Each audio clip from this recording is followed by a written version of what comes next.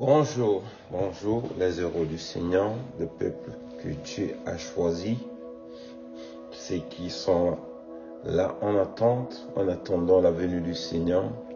Que la paix du Seigneur soit avec nous tous, que la grâce de Dieu vienne nous affermir afin que notre foi soit inébranlable et qu'on persévère jusqu'à la venue du Maître. Amen.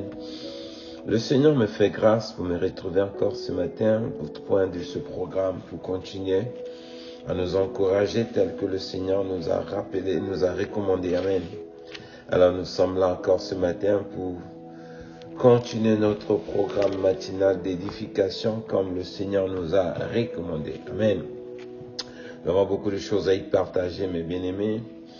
Nous allons partir très vite car le Seigneur nous a beaucoup laissé les archives de sa parole qui sont très riches pour nous.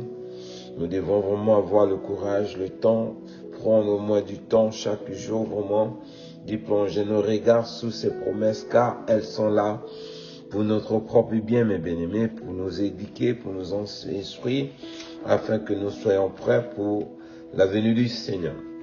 Nous sommes toujours dans le passage de Apocalypse, chapitre 14. Nous allons méditer à partir du verset 6 à 13. Nous allons voir les 3 amendements que Dieu a abrégés. Elles seront exécutées au temps que Dieu a réservé par les activités des 3 anges qui viendra les appliquer sur la terre des hommes afin que chacun reçoive le sort qu'il en a réservé selon sa conduite dans ce monde. Mais Dieu qui nous aime, il nous donne cette parole afin que nous soyons du bon côté, qu'en rentrant soi-même comme l'enfant prodige, afin de ne pas subir ces fléaux qui vont frapper la terre et qui sont même en train déjà de frapper la terre parce que quand on essaie un peu de méditer certains points, nous voyons les activités de ces châtiments sont toujours à la une jusqu'à nos jours.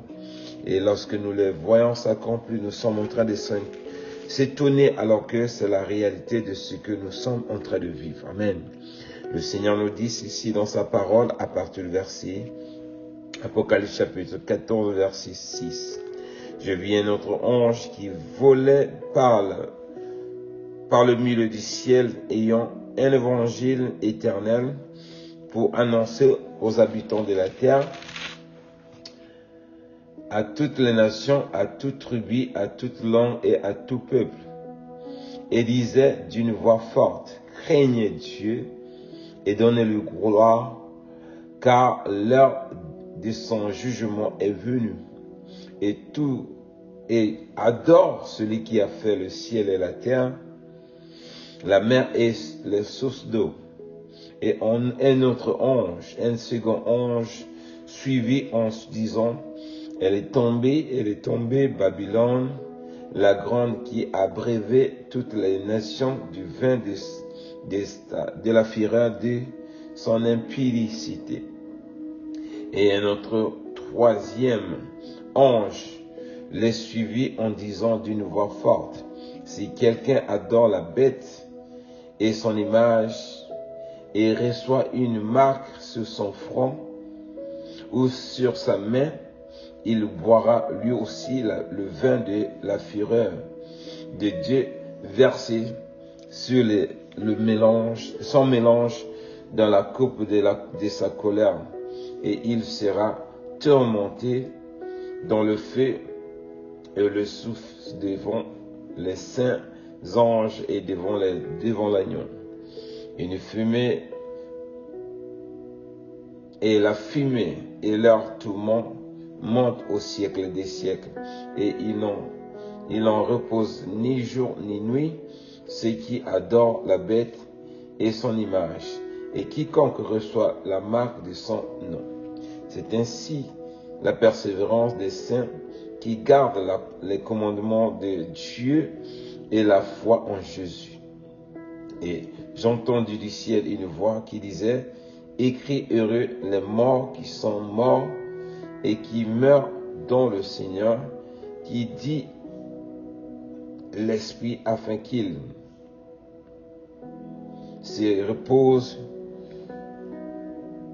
de leurs travaux, car leurs œuvres les suivent. Parole du Seigneur. Amen. Alors, comme je le disais, mes bien-aimés, nous voyons l'alternative des activités des anges qui viennent d'abord. Nous voyons premièrement le premier ange qui vient nous parle, nous sensibilise au travers ce que je suis en train de faire sortir de ma bouche. Mes bien-aimés, ce qui sort, l'écho de ma voix ne vient pas de moi, c'est sans leurs activités de cet ange qui est en train de survoler sur la terre en sensibilisant les gens à craindre Dieu, adorer celui qui a fait le ciel et la terre. Alors, jour, mes bien-aimés, qu'est-ce que tu es en train d'adorer? Es-tu en train de te confier à une autre évangile ou bien tu t'es confié vraiment à celui qui a livré sa vie à la croix en renonçant aux activités de Babylone ou de la bête qui sortira de la mer, qui est en train de séduire également le monde au travers les prodiges qu'il est en train d'élaborer de gauche à droite afin de séduire ceux qui sont distraits dans ce monde. Alors, Dieu nous parle dans sa parole, l'ange qui est en train de survoler le ciel, les nations, il est en train de voler pour pouvoir annoncer l'évangile éternel. Donc, le code de tous ceux qui sont en train d'annoncer l'évangile de la repentance dans ce monde, mes bien-aimés, c'est l'onction qui sort de cet ange qui est en train de travailler dans la vie de ceux qu'il a choisi dans ce monde afin d'utiliser l'écho de leur voix pour sensibiliser les êtres humains partout dans la planète. Il n'y a pas d'acception de personne, peu importe le lieu ou l'endroit où tu te trouves, tu es concerné, mes bien-aimés. Souviens-toi de ton Créateur, réponds-toi de la manière que tu vis. Dieu ne t'a pas créé pour venir dans ce monde, vivre la manière que tu es en train de vivre, parce que tu ne vis pas pour la gloire du Seigneur, mais tu vis pour la condamnation éternelle en suivant les activités de la femme qui est assise dans le désert, c'est-à-dire la mère des impudiques, Babylone, qui est en train de séduire la terre, ou la bête qui est dans la mer en train d'activer ces miracles dans la vie de ceux qui vont auprès de l'eau pour invoquer des esprits afin qu'ils trouvent un remède ou bien un miracle pour pouvoir se réjouir sur la terre. Mais Dieu te dit de te répondre. La corde de cet ange en train de retentir encore dans ma voix, afin de te sensibiliser, c'est pas le chemin lequel Dieu t'a créé pour vivre dans ce monde. Voilà pourquoi Dieu nous dit dans sa parole, il dit, l'évangile que tu as reçu, c'est une chose très importante de la comprendre parce que elle t'a été sensibilisée une fois, il n'y aura pas une deuxième fois qu'on va te prêcher l'évangile. Souvenez-vous, mes bien-aimés, lorsqu'on fait le partage des butins, il y a un morceau pour chacun de nous. Toute personne qui reçoit sa part, il va. Mais s'il revient encore, on va lui dire non, j'avais déjà reçu ta part. Donc la grâce que Dieu t'a accordée une fois pour écouter l'évangile, mes bien-aimés, prends ça au sérieux parce que Dieu nous dit ceci, cette parole, me dit dans le livre de Matthieu, cette parole de la bonne nouvelle. Cette bonne nouvelle du royaume sera prêchée dans le monde entier pour servir de témoignage à toutes les nations, alors viendra la fin. Amen. Donc, si tu as déjà entendu l'évangile, fais attention à la manière dont tu es en train de vivre parce que ta vie devait déjà être transformée selon l'évangile que tu as reçu. Si tu n'es pas, c'est pas le cas, fais attention, tu n'auras pas encore la seconde chance de recevoir cette grâce. Donc, l'ange qui est en train de travailler nuit et jour dans la vie de ses serviteurs, que Dieu a choisi, mes bien-aimés, il est en train de nous dire encore ce matin, de nous repentir, de chercher à adorer le Dieu qui a créé les cieux de la terre et qui a créé la mer et tout ce qui existe en dehors de lui, mes bien-aimés. Nous ne pourrons pas adorer d'autres dieux. Adorons celui qui vit au siècle des siècles, car il est le véritable. Il ne ment pas, ce qu'il nous dit encore ce matin est véritable parce qu'elle sortira, elle pourra s'accomplir comme le dit au travers le code de ma bouche. Notre bien-aimé Timothée nous encourage également ceci ce matin. Il nous rappelle également ceci dans le livre de Timothée, 1 Timothée, chapitre 2, le verset 3, 7, le Seigneur nous dit ceci. Cela est bon et agréable devant Dieu, notre Sauveur, qui veut que tous les hommes soient sauvés et parviennent à la connaissance de la vérité. Car il y a un seul Dieu est aussi un seul médiateur entre Dieu et les hommes, Jésus-Christ homme, qui s'est donné lui-même en rançon pour tous. C'est là le témoignage rendu en son propre temps et par lequel j'ai été établi prédicateur et apôtre. J'ai dit la vérité, je ne mens pas, chargé d'instruire les païens dans la foi et la vérité. Parole du Seigneur. Alors ici, notre bien-aimé nous rappelle également, nous encourage également de comprendre. Nous devons changer d'attitude, mes bien-aimés. L'évangile que nous avons reçu, elle devait nous permettre d'avoir la connaissance de la vérité, car Dieu veille sur sa vérité. Et si Dieu a envoyé ses anges, ses serviteurs également, ils sont là en train de nous sensibiliser afin que nous pourrons vraiment, notre manière de vivre dans ce monde puisse s'accorder avec selon l'évangile que nous avons reçu. Et si ce n'est pas le cas, mes bien-aimés, qu'attends-tu? Veux-tu vraiment rater cette chance que Dieu t'a offerte pour recevoir cette parole de bonne nouvelle qui t'a parvenue et tu avais peut-être accepté, aujourd'hui tu veux reculer parce que les tentations du monde veulent vraiment t'emporter afin de t'éloigner de cette grâce? Non, je pourrais dire non parce que ce n'est pas la voie laquelle ton Créateur t'avait créé, mes bien-aimés. Dieu nous a créés dans ce monde pour être la lumière du monde, pour être le sel du monde et de l'adorer nuit et jour pour lui rendre gloire parce que notre grand-mère et grand-père Adam et Ève, lorsqu'ils ont failli, nous nous sommes écartés de lui, mais Dieu qui nous a aimés, il nous a envoyé Jésus-Christ qui est venu nous réconcilier. Donc, œuvrons sur le témoignage de la mort de Jésus-Christ qui nous a rapprochés de notre Créateur et nous allons recevoir la grâce que Dieu nous a offerte. Alors, mes bien-aimés, nous voyons, si les gens aujourd'hui n'y arrivent pas à écouter l'évangile, c'est parce qu'ils sont en train de s'attacher à un système que le diable a créé dans ce monde, c'est-à-dire la puissance de Babylone, le système Babylone. Autrefois, c'était un pays où Nebuchadnezzar venait prendre en otage le peuple de Dieu en Israël, Juda, pour les amener en Babylone forcée. Mais en nos jours, c'est un système qui a été élaboré à deux plans. Elle s'exerce d'un côté dans le désert, l'autre côté dans la mer. Amen. Il travaille avec l'abomination et il travaille également avec les prodiges, des faux miracles où les gens vont chercher des miracles pour se confier à ce système Babylone qui est en train de séduire la terre avec ces deux systèmes où l'homme a du mal vraiment à échapper à ce système.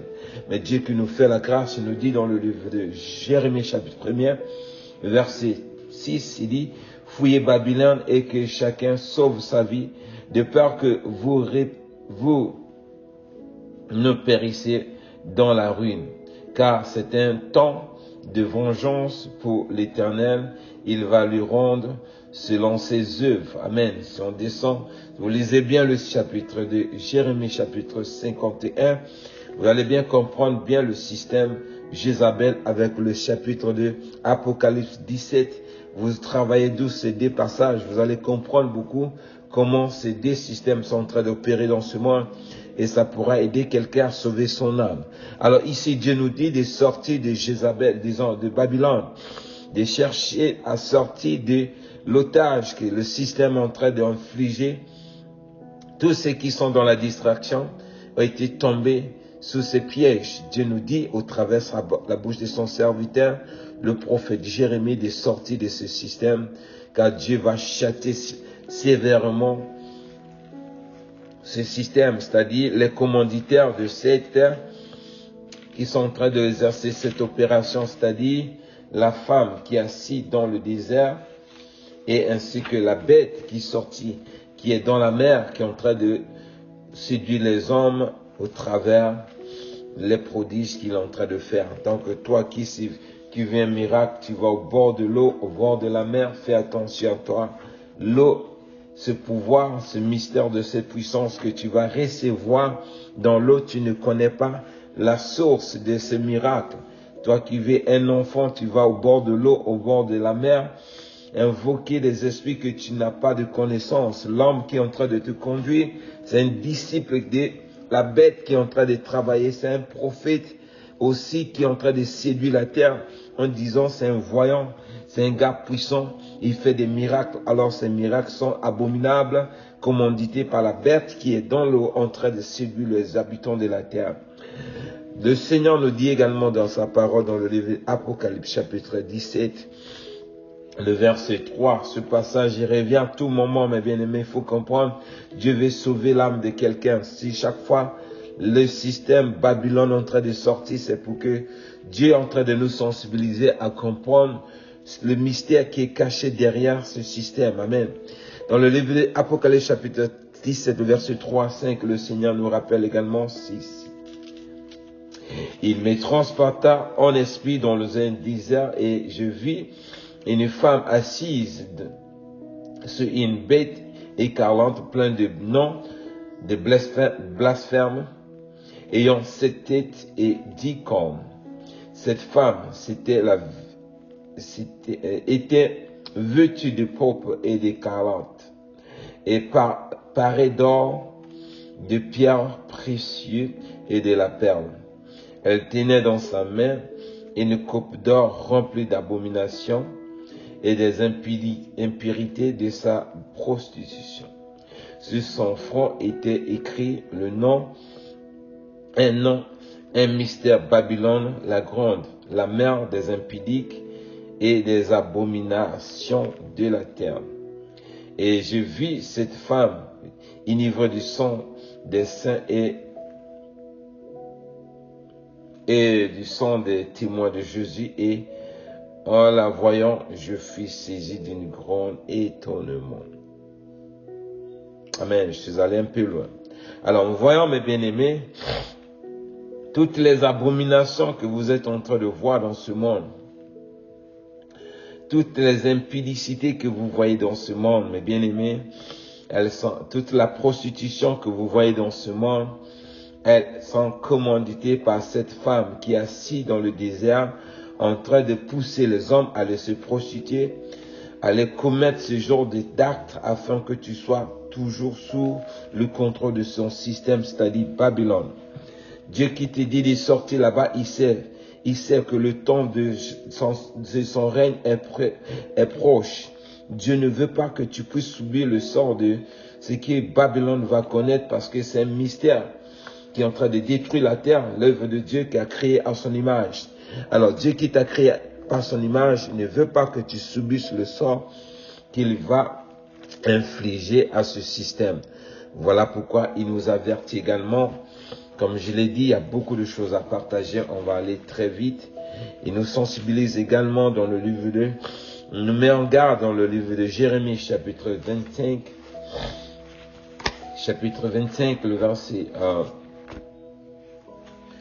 le verset 15, il nous dit ceci, dans sa parole. Car ainsi m'a parlé l'Éternel, le Dieu d'Israël. Prends de ma main cette coupe remplie du vin de ma colère et fais-la boire à toutes les nations vers lesquelles je t'enverrai.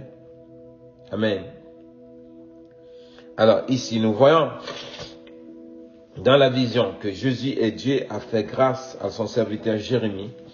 Il nous montre le sort de les fléaux, les châtiments que nous sommes en train de voir dans ce monde.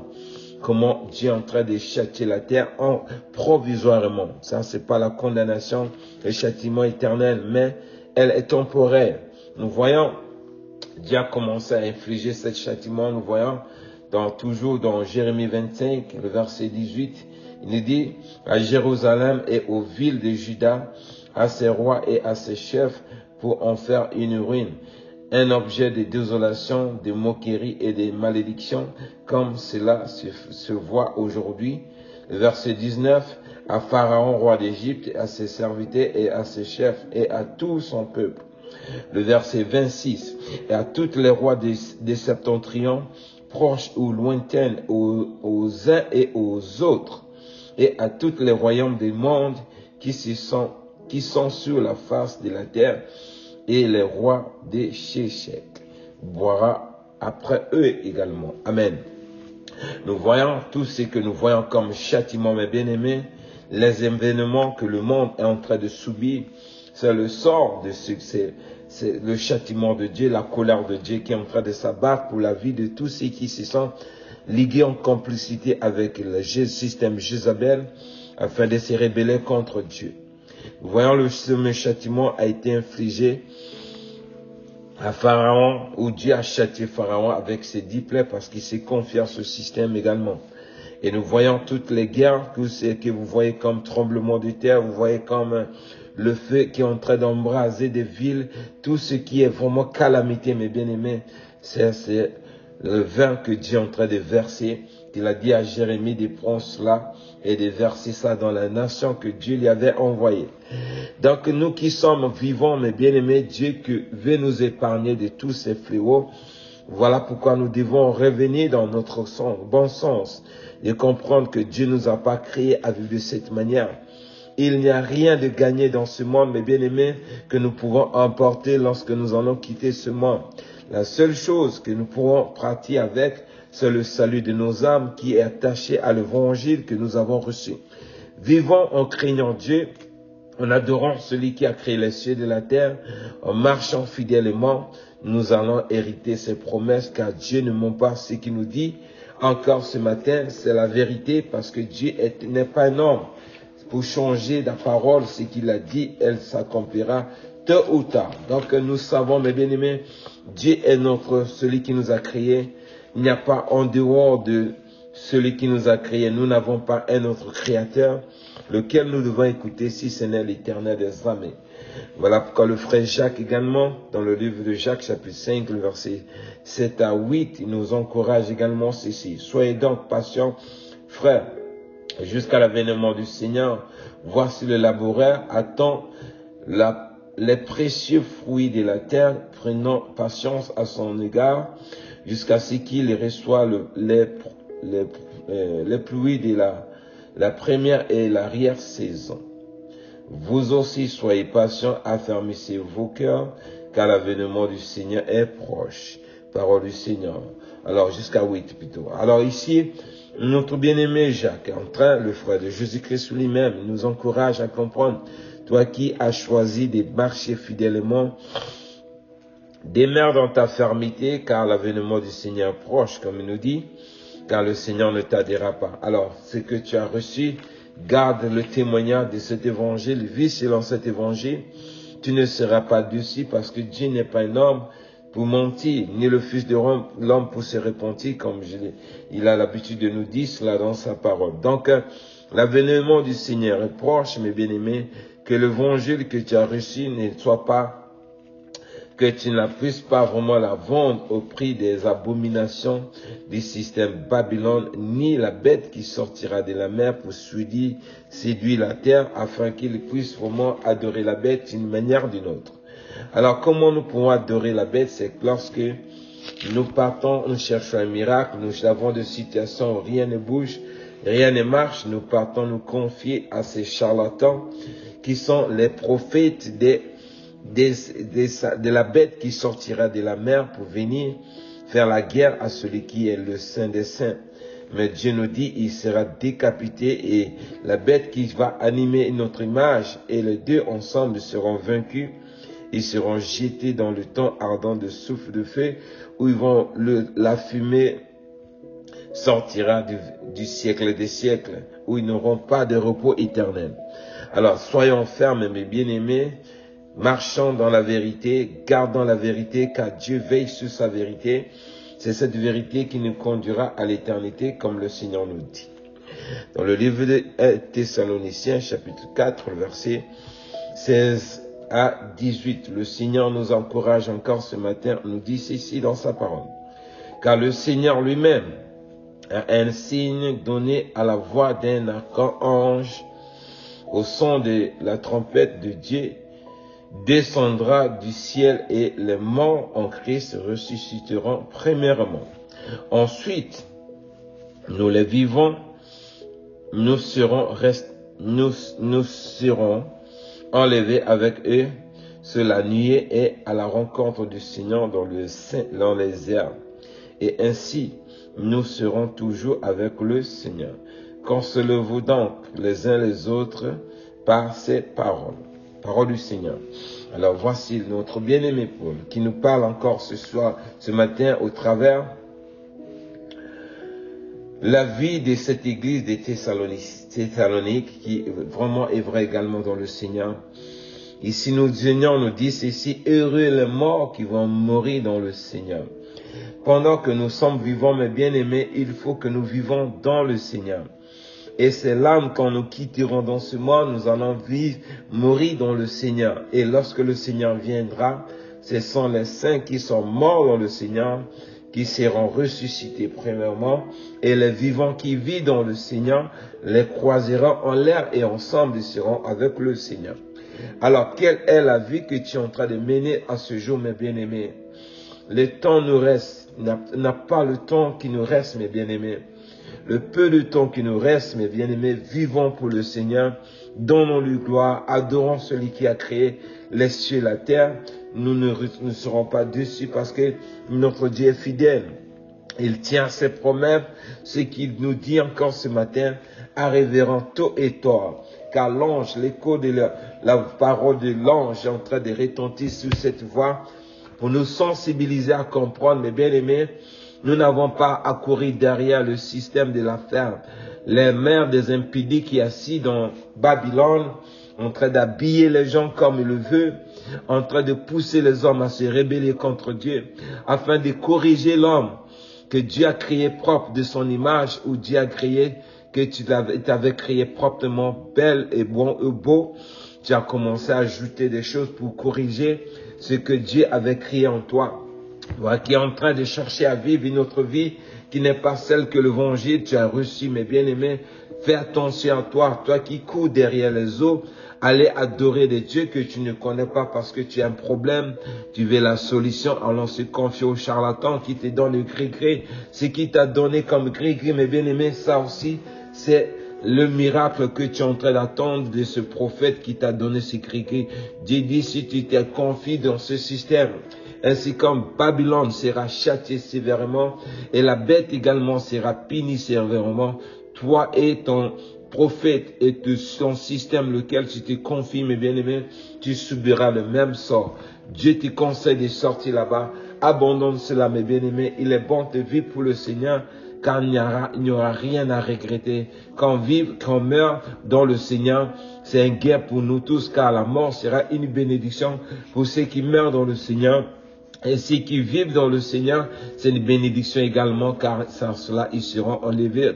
Vous croisez leur Seigneur et Sauveur en leur, car en dehors de Jésus, comme il nous a dit ce matin, nous n'avons pas un autre Dieu qui pourra nous conduire au Père, si ce n'est celui qui a livré sa vie en rançon pour nous réconcilier avec notre Créateur. Que celui qui a les oreilles entende ce que l'Esprit dit aux églises. Shalom, shalom, se retrouve prochaine fois. Bye bye.